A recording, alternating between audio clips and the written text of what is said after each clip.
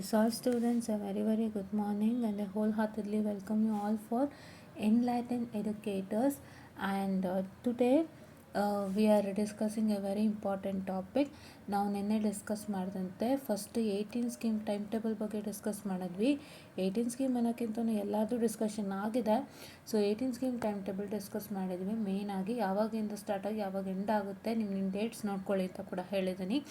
And ಅದಾಗ್ತಿದ್ದಂಗೆ results announce ಆಗೋಯ್ತು ನಿಮ್ದಲ್ವಾ. Results announce ಆಗೋಯ್ತು. ನಾವು 18 ಸ್ಕೀಮ್ ಟೈಮ್ ಟೇಬಲ್ ಡಿಸ್ಕಸ್ ಮಾಡ್ಬೇಕಾದ್ರೆ ಒಂದೇ ಹೇಳಿತ್ತು, ನಿಮಗೆ ಟೈಮ್ ಇರೋದೇ 2.5 months ಆಗಿರೋದ್ರಿಂದ ಎಲ್ಲ ಪ್ರೋಸೆಸ್ ರಿಸಲ್ಟ್ ರಿವ್ಯಾಲ್ಯೂಯೇಷನ್ ಎರಡೂ ಆಗಬೇಕು ಬೇಗ ಅಂತ. ಸೊ ಅದರ ಅಂಗವಾಗಿ ರಿಸಲ್ಟ್ಸ್ ಅನೌನ್ಸ್ ಆಗಿದೆ. ಈಗ ಅನೌನ್ಸ್ ಆಗಿರೋ ರಿಸಲ್ಟ್ಸಲ್ಲಿ ಎಷ್ಟೋ ಜನ ಪ್ರಾಬ್ಲಮ್ ಮಾಡ್ಕೊಂಡಿದ್ದಾರೆ. ನಾನು ಬರೀತಾ ಇರೋ ಈ ಪದ ನಾನು ಯಾವತ್ತೂ ಬಾಯಲ್ಲಿ ಬಳಸಲ್ಲ, because failure is a key path to success. And ಯಾವ ಕಾರಣಕ್ಕೂ ಫೇಲ್ಯೂರ್ನಿಂದ ಯಾರನ್ನೂ ಅಳಿಯೋ ಹಂಗಿಲ್ಲ. ಇವತ್ತಿನ ಕಾಲದಲ್ಲಿ ಅದು ವರ್ಕೌಟೇ ಆಗೋಲ್ಲ.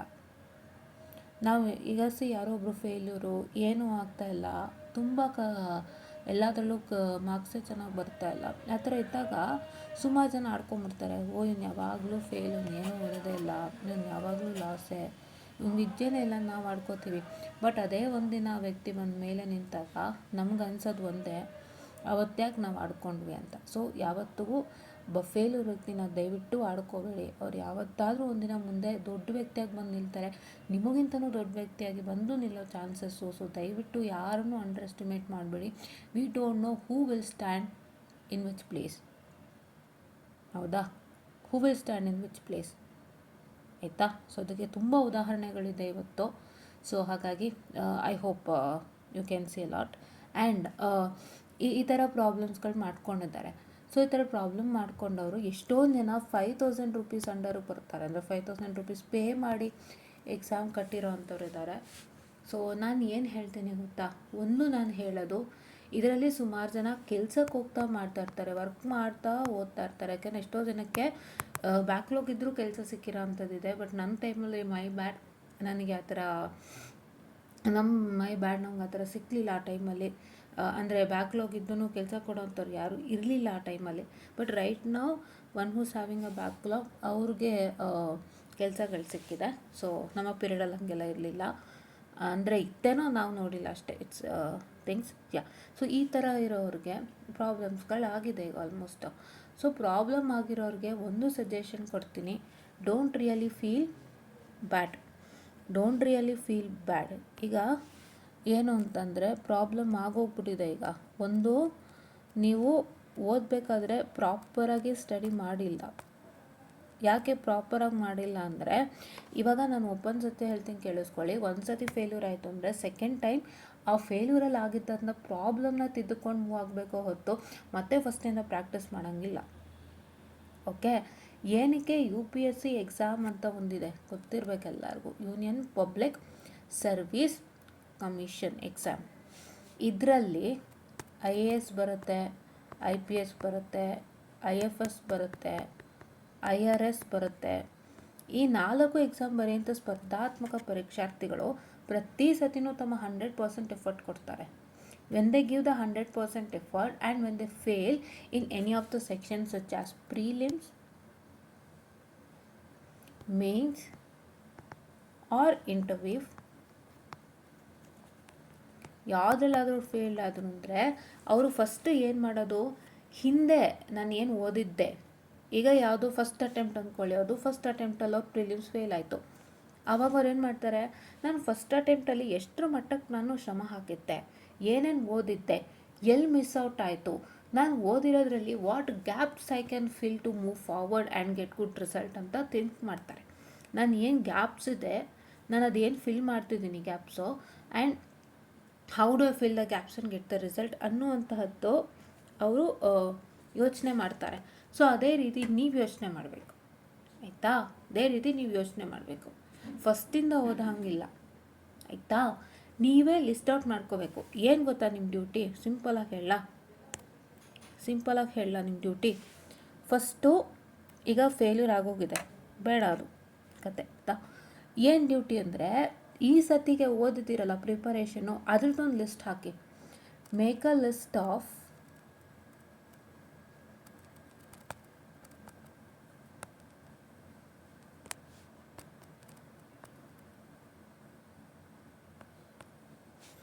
Preparation you did for the last exam. ಅಂದರೆ ಈಗ ಫೇಲ್ಯೂರ್ ಆಗಿರ್ತಕ್ಕಂಥ ಎಕ್ಸಾಮ್ಗೆ ಏನು ಪ್ರಿಪರೇಷನ್ ಮಾಡುತ್ತೀರಲ್ಲ, ಆ ಪ್ರಿಪರೇಷನ್ದು ಒಂದು ಏನಂತ ಹೇಳ್ತೀರಾ ವೀಡಿಯೋಸ್ನ ನೀವು ಇಟ್ಕೊಳ್ಳಿ. ಓಕೆನಾ? ಇಟ್ಕೋತಿರಲ್ವ, ಅದ್ರ ಲಿಸ್ಟ್ ಮಾಡ್ಕೊಳ್ಳಿ. ಸೊ ನಿಮಗೆ ಅದನ್ನು ಓದಿ ನೀವು ಅದರಲ್ಲಿ ಎಷ್ಟು ಅಟೆಂಪ್ಟ್ ಮಾಡತ್ರಿ check out. How much did you attempt in that?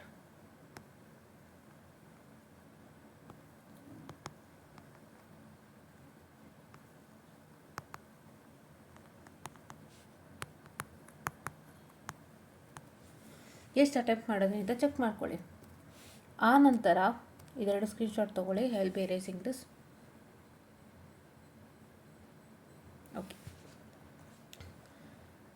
ಆ ನಂತರ ಏನು ಮಾಡಬೇಕಂದ್ರೆ, ನೀವು ಈಗ ನಾನು ಹೇಳಿದೆ ಏನೇನು ಲಾಸ್ಟ್ ಟೈಮ್ ಓದಿದ್ರಿ ಒಂದು ಲಿಸ್ಟ್ ಹಾಕಿ. ನೆಕ್ಸ್ಟು ಏನು ಮಾಡಬೇಕಂದ್ರೆ ಅದರಲ್ಲಿ ಏನೇನು ಅಟೆಂಪ್ಟ್ ಮಾಡಿದ್ದೀರ ಅಂತ ಲೆಕ್ಕ ಹಾಕಿ. ಆ್ಯಂಡ್ ಅಟೆಂಪ್ಟ್ ಮಾಡಿರೋದ್ರಲ್ಲಿ ಏನು ಮಿಸ್ ಔಟ್ ಆಯಿತು, what did you miss out in the attempted.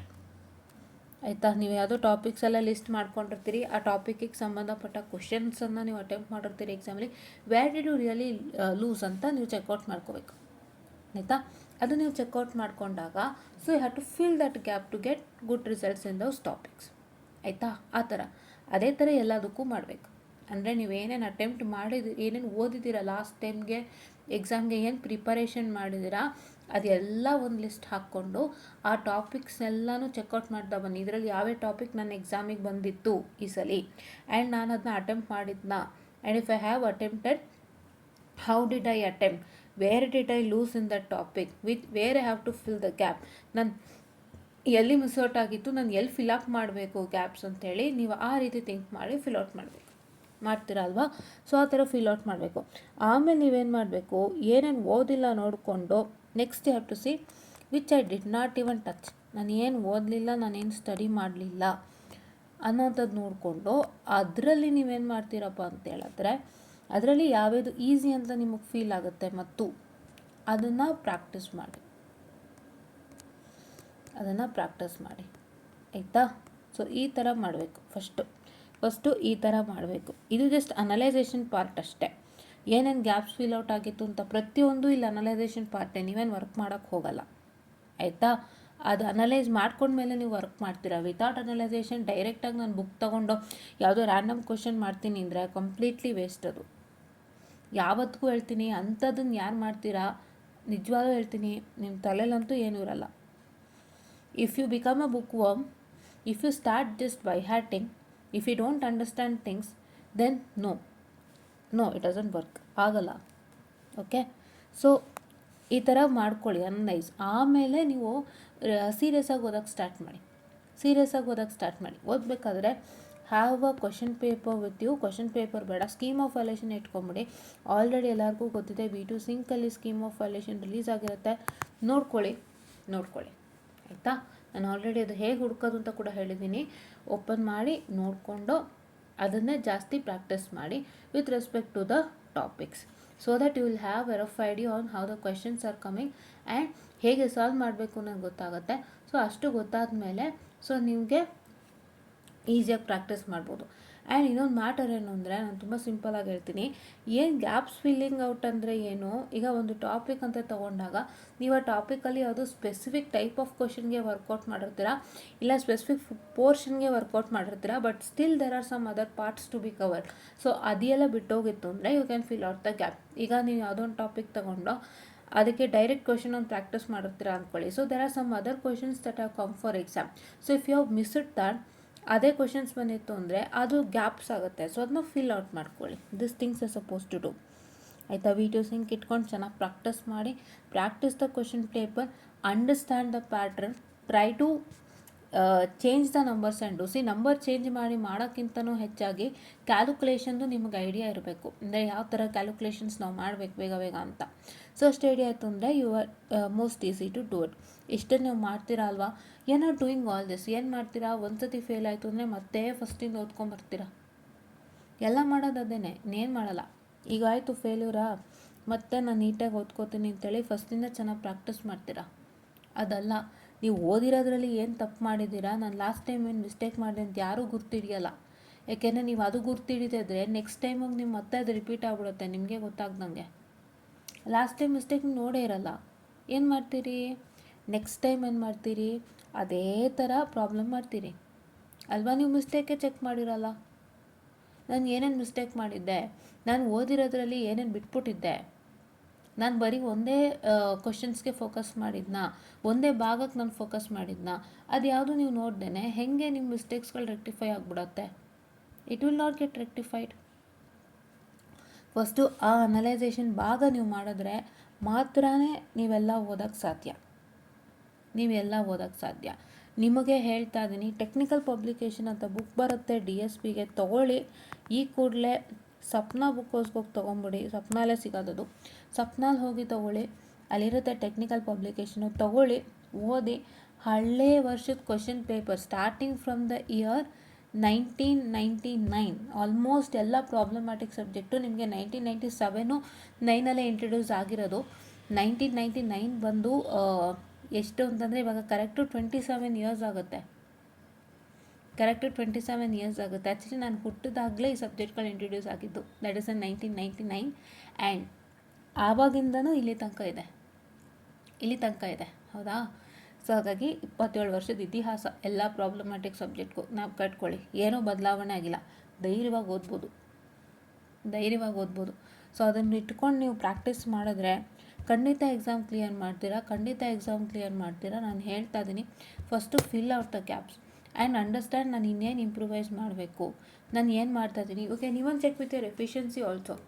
Results answer ಬರಬೇಕಲ್ಲ ಪ್ರಾಬ್ಲಮ್ಯಾಟಿಕಲಿ, ಆದರೆ ಎಫಿಷಿಯನ್ಸಿ ಕೂಡ ಚೆಕ್ಔಟ್ ಮಾಡ್ಕೋಬೋದು. ಎಷ್ಟರ ಮಟ್ಟಕ್ಕೆ ನಂದು ಎಫಿಷಿಯನ್ಸಿ ಇದೆ, ನಾನು ಎಲ್ಲಿ ಮಿಸ್ ಮಾಡ್ತಾ ಇದ್ದೀನಿ ಮ್ಯಾಥಮೆಟಿಕ್ಸಲ್ಲಿ. ಇವನ್ though you do 4 to 5 step, ಅಲ್ಲೂ ಎಲ್ಲಿ ಮಿಸ್ ಔಟ್ ಮಾಡ್ತೀರಾ ಅಂತ ಕೂಡ ಚೆಕ್ಔಟ್ ಮಾಡ್ಕೋಬೋದು.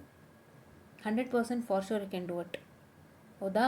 ಆಮೇಲೆ ಅದನ್ನು ಎಲ್ಲ ಚೆಕ್ಔಟ್ ಮಾಡ್ಕೋಬೋದು. ಆ್ಯಂಡ್ ಏನೇನು ಮಿಸ್ ಔಟ್ ಆಗಿತ್ತು ಅನ್ನೋದೆಲ್ಲ ಚೆಕ್ಔಟ್ ಮಾಡಿಕೊಂಡು ನೀವು ಅದನ್ನ ಮತ್ತೆ ಪ್ರಾಕ್ಟೀಸ್ ಮಾಡ್ಬೋದು. ಹೌದಾ. ಥಿಯರಿಲಿ ಹೆಂಗೆ ಅನಲೈಸ್ ಮಾಡ್ತೀರಾ ಗ್ಯಾಪ್ಸು ಅಂದರೆ ದಯವಿಟ್ಟು ನಾವು ಕಟ್ಕೊಳ್ಳಿ. ಪ್ರಾಬ್ಲಮ್ಯಾಟಿಕಲ್ಲಿ ನೀವು ಅನಲೈಸ್ ಮಾಡೋಂಥ ರೀತಿ ಏನು ಅಂದರೆ, ನಾನು ಒಂದು ಟಾಪಿಕಲ್ಲಿ ಯಾವ ಕ್ವಶನ್ಸ್ ಪ್ರಾಕ್ಟೀಸ್ ಮಾಡಿದ್ದೀನಿ, ನಾನು ಇನ್ನೂ ಯಾವ್ಯಾವ ಥರದ ಕ್ವಶನ್ ಪ್ರಾಕ್ಟೀಸ್ ಮಾಡಬೇಕಿತ್ತು, ಏನು ಬಿಟ್ಟೋಗಿತ್ತು ಹಂಗೆ ಚೆಕ್ ಮಾಡ್ತೀರಾ. ಥಿಯರಿಲಾದರೆ ಏನು ಮಾಡ್ತೀರಾ, ಥಿಯರಿಲಾದರೆ ನೀವು ಸ್ಪೆಸಿಫಿಕ್ಕಾಗಿ ಒಂದು ನೋಟ್ಸು ಅಂತ ತೊಗೊಂಡು ಆ ನೋಟ್ಸಲ್ಲಿ ನಿಮಗೆ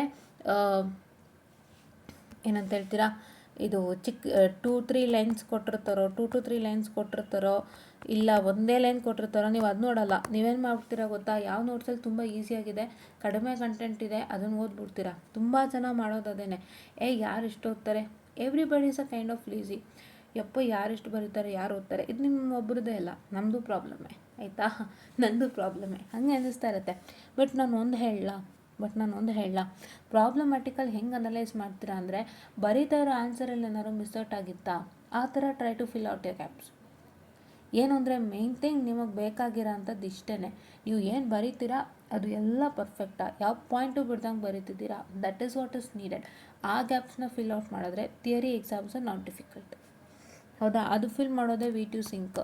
ತುಂಬ ಜನಕ್ಕೆ ಕನ್ಫ್ಯೂಷನ್ ಆಗ್ಬಿಡುತ್ತೆ, ಹತ್ತತ್ತು ನೋಟ್ಸ್ ನೋಡ್ತೀರಾ, ಎಲ್ಲಾದ್ರೂ ಆ ಥರ ಇರುತ್ತೆ. ಬೇಡ, V2 ಸಿಂಕ್ಗೆ ಹೋಗಿ ನಿಮ್ಮ ಸಬ್ಜೆಕ್ಟ್ ಬೇಕಾಗಿರೋಂಥ ಸ್ಕೀಮ್ ಆಫ್ ವ್ಯಾಲ್ಯೂಯೇಷನ್ ತೊಗೊಳ್ಳಿ. ಅವರೇ ಮೆನ್ಷನ್ ಮಾಡಿರ್ತಾರೆ ಏನು ಬೇಕು ಏನು ಬೇಡ ಅಂತ, ಅಷ್ಟನ್ನು ನೋಡ್ಕೊಳ್ಳಿ ಸಾಕು. ಆ್ಯಂಡ್ ಟೆಕ್ಸ್ಟ್ ಬುಕ್ಕಲ್ಲಿ ಅಥವಾ ಯಾವ್ದಾದ್ರು ಮೆಟೀರಿಯಲಲ್ಲಿ ಹೆವಿ ಇತ್ತು ಅಂತಂದರೆ ಫಸ್ಟು ಅದನ್ನು ನೀಟಾಗಿ ಸ್ಕಿಮ್ ಔಟ್ ಮಾಡಿ, ಏನೇನು ರಿಕ್ವೈರ್ಡ್ ಬೇಕು. ಈಗ ಡೆಫಿನಿಷನ್ ಅಂದರೆ ಏನು, ಡೆಫಿನಿಷನ್ ಭಾಗ ನಿಮಗೆ ಟೆಕ್ಸ್ಟ್ ಬುಕ್ಕಲ್ಲೊಂದು ತಲೆ ಬುಡ ಮತ್ತು ಮಗದೊಂದು ಅಂತ ಕೊಟ್ಟಿರ್ತಾನೆ. ಬಟ್ ಅದರಲ್ಲಿ ನಿಮಗೆ ಬೇಕಾಗಿರೋಂಥದ್ದು ತೊಗೊಳ್ಳೋದು ಇಟ್ಸ್ ಎ ಡ್ಯೂಟಿ. ಡೆಫಿನಿಷನ್ ಆಗ್ಬೋದು, ಎಕ್ಸ್ಪ್ಲನೇಷನ್ ಆಗ್ಬೋದು. ನಾನು ಅದು ಕೂಡ ಹೇಳಿದ್ದೀನಿ ಹೆಂಗೆ ತೊಗೋಬೇಕು ಅಂತ. ಹೆಂಗೆ ತೊಗೋತೀರಿ, ಫಸ್ಟು ಸ್ಟಾರ್ಟ್ ವಿತ್ ಡೆಫಿನಿಷನ್ ನಿಮ್ಗೆ ಈಸಿಯಾಗಿ ಗೊತ್ತಾಗುತ್ತೆ.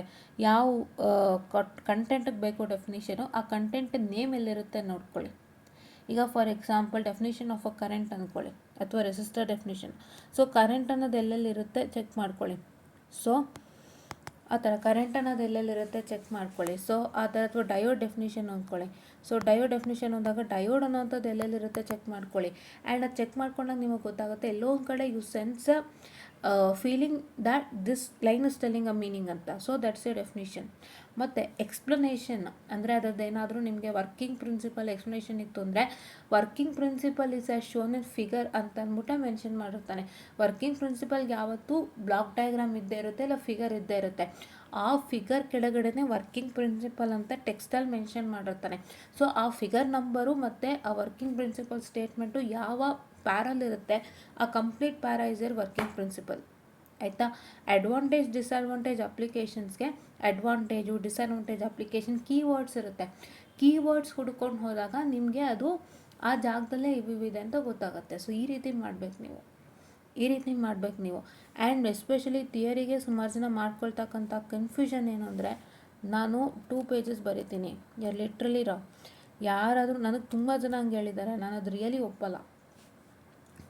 1 ಪೇಜಾ ಅರ್ಧ ಪೇಜಾ ಪರವಾಗಿಲ್ಲ, but you should have the content. ನೀವು 2 ಪೇಜ್ ಬರೋದ್ರಲ್ಲಿ ಓದೋರು ಯಾರೂ ಇಲ್ಲ. ಏನು ಕಂಟೆಂಟ್ ಇದೆ ಅದನ್ನ ಅಚ್ಚುಕಟ್ಟಾಗಿ ಪಾಯಿಂಟ್ ವೈಸ್ ತುಂಬಿಸಿ. So things will go on well. So ಇಷ್ಟನ್ನ ನೀವು ಮಾಡ್ಕೊಂಡು ಹೋಗಿ, all things will go on well. So ಇದನ್ನೇ ನಾನಿವತ್ತು ಹೇಳಬೇಕು ಅಂತ ಬಂದಿದ್ದು. So this